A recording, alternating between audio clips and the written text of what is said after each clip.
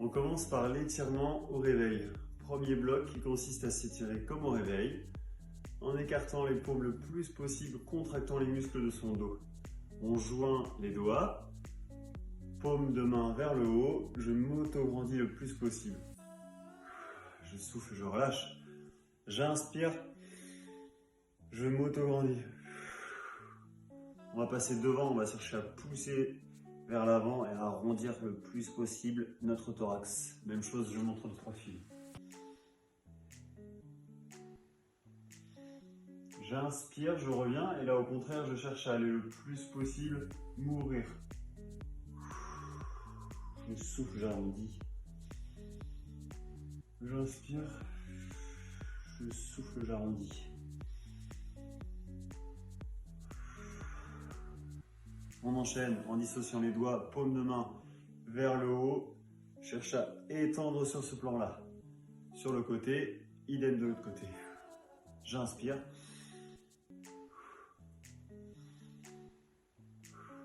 Je finis par un mouvement de rotation, main sur le torse.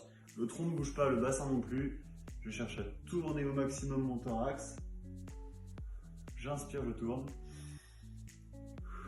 J'inspire, je tourne. Et une dernière fois.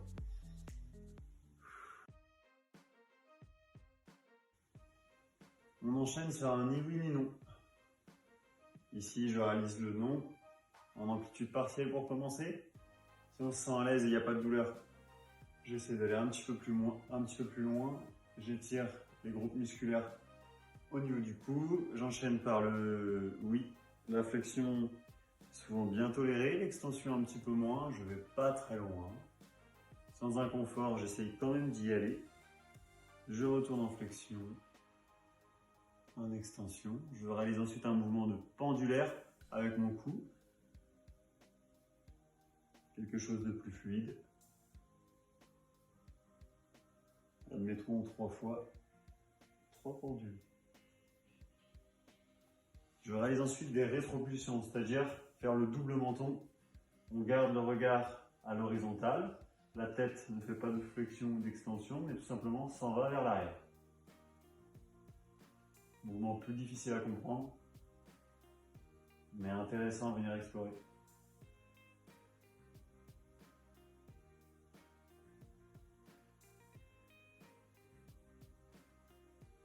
Je termine par un mouvement circulaire, tranquillement, en faisant un cercle dans un sens, dans l'autre, à répéter en fonction des besoins. On enchaîne avec la toupie de l'épaule. Premièrement, toupie par rapport aux omoplates qui coulissent sur le grille thoracique. Ici, je viens enrouler mes omoplates vers l'arrière et je peux faire le même type de mouvement vers l'avant. J'essaie de garder la tête stable dans l'espace. Seuls mes moyens de l'épaule viennent bouger. Vue de profil, dans un sens et dans l'autre. J'enchaîne avec un mouvement de rotation en étant en amplitude partielle pour commencer au niveau de la gléno-humérale. Dans un sens et dans l'autre. Si aucune douleur, je vais chercher à aller en amplitude un petit peu plus loin. Dans un sens et dans l'autre. J'enchaîne mes mouvements avec la tectonique au niveau du coude. Donc ici, je vais chercher à faire de la pronosupination et de la flexion-extension sur mon coude. Tout ça reste fixe, seulement mon bras droit ici vient tourner dans un sens ou dans l'autre. Et j'enchaîne avec l'autre bras. Paume de main vers le côté quand je termine ici, paume de main vers le ciel quand je termine ici.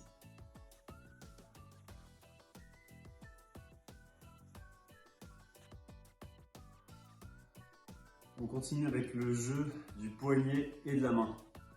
Au niveau du poignet, je viens réaliser des mouvements circulaires dans un sens et dans l'autre. Avec une amplitude d'abord partielle, puis presque complète. Je vais mettre de ma main qui est peut-être la plus mobile pour essayer d'assouplir la plus raide. Ensuite, j'arrête.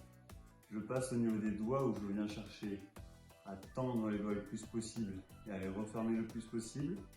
J'augmente progressivement la fréquence et j'en profite pour échauffer les épaules avec les mains vers l'avant, sur le côté et en l'air.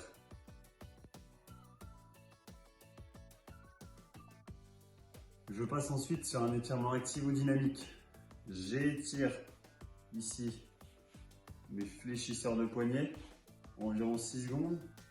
Puis je réalise le mouvement qu'on peut appeler le chauffeur de salle, quelqu'un qui chauffe une foule, où je viens faire ce mouvement-là pour réaliser le dynamique dans l'activo-dynamique.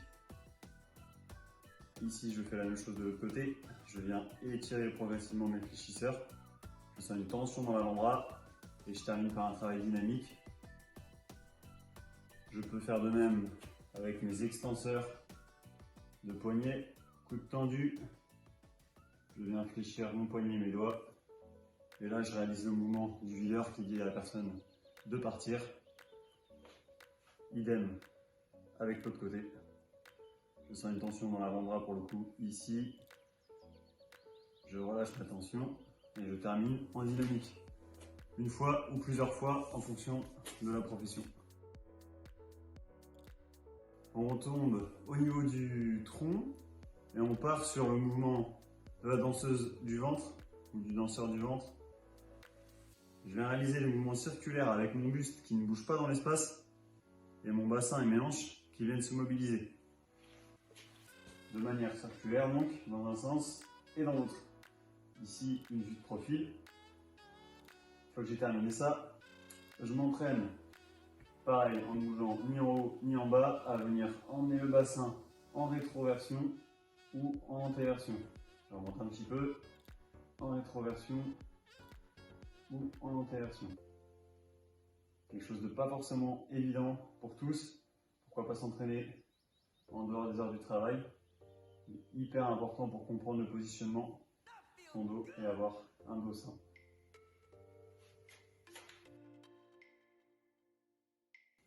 Je termine par un bloc appelé breakdancer et pole danceuse. Sur le breakdance, on va s'inspirer un petit peu des mouvements qu'ils peuvent faire pour venir solliciter nos genoux et le complexe musculaire autour. Ici en flexion-extension, tout à l'heure j'ai commencé par un petit peu de rotation, dans un sens et évidemment dans l'autre. On va dans une amplitude toujours partielle, puis progressivement aller de plus en plus loin, un petit peu plus de rythme, dans un sens et dans l'autre. Ici je fais une vue de profil.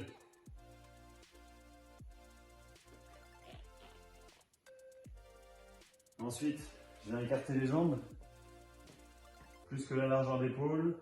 Je viens me pencher légèrement vers l'avant et je vais aller travailler au niveau du dos, notamment au niveau lombaire, à venir étirer et solliciter en rotation. Tranquillement au début, petit à petit je mets du rythme. Si j'ai pas de douleur, pas de gêne et je me sens à l'aise. Ensuite, si je reste de profil, on va venir avec un dos placé, comme sur un port de charge assez lourde, venir descendre, dos placé, et une fois qu'on est en bas, qu'on est positionné, arrondir le dos, remonter et relâcher. Je descends, dos placé, j'arrondis en étant en position basse et je remonte. Je descends, dos placé, comme si j'avais soulevé une charge, j'arrondis et je remonte. Je termine enfin par les chevilles en faisant des mouvements circulaires, quelque chose d'assez bien connu dans un sens, pourquoi pas dans l'autre, évidemment sur les deux chevilles.